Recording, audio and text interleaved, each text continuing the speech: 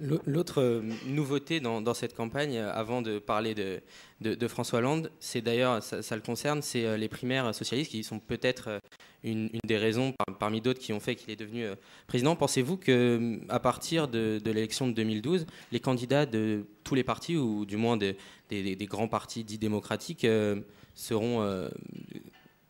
leurs candidats comme ça par des primaires?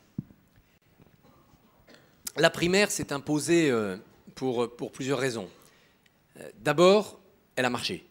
Le candidat issu de la primaire n'a pas été battu parce que les plaies de la primaire ne se sont pas cicatrisées comme en 2007, ou parce qu'ils avaient dépensé trop d'argent, ou parce que la lassitude médiatique est venue chez les Français.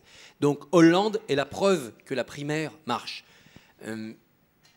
Maintenant, ça correspond aussi à un nouvel âge de la politique où les chefs ne se sont pas imposés autrement. Et autrement, ça peut vouloir dire être déjà en poste. Sarkozy n'a pas besoin de primaire, personne n'est venu lui contester qu'il était le candidat naturel. Ou bien les chefs s'imposaient à travers des congrès.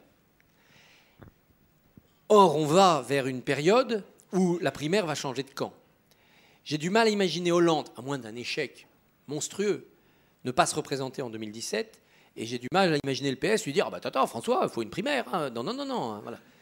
Oui, il y aura une primaire. Comme Jospin, en 2002, a été désigné par une primaire. Il y avait un vague candidat, je crois d'ailleurs qu'il était de cette région, il était de l'Ouest, qui s'est présenté, comme ça évitait à Jospin de faire 100%, ce qui était toujours un peu dictatorial comme score. Et donc ça arrangeait bien qu'il y ait une vraie fausse primaire. Donc à gauche, on aura sans doute une vraie fausse primaire la prochaine fois. Mais à droite, on aura une vraie primaire. Parce que je ne vois pas d'ici là comment Fillon, Copé, Wauquiez, Juppé, Bertrand et les autres peuvent s'être départagés de manière claire, sans contestation. Donc la primaire, en fait, va devenir l'outil de l'opposition. Je dis ça pour les deux principaux camps, parce que pour les autres, ce n'est pas des primaires, puisque c'est des primaires militantes.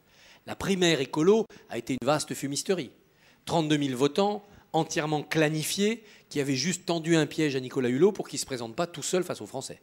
Bon, Hulot a commis l'erreur de mettre le pied dedans, il a été détruit. Voilà. Résultat, on a vu. Donc ces primaires-là n'existent pas.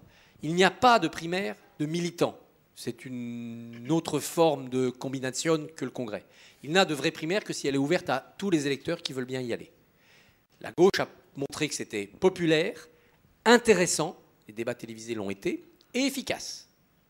Est-ce que la droite arrivera à réussir cette passe de 3 la prochaine fois, entre 2016 et 2017? Évidemment, ce n'est pas pareil si la droite a cohabité parce qu'elle a gagné les législatives, ou si la droite a passé 5 ans dans le désert de l'opposition.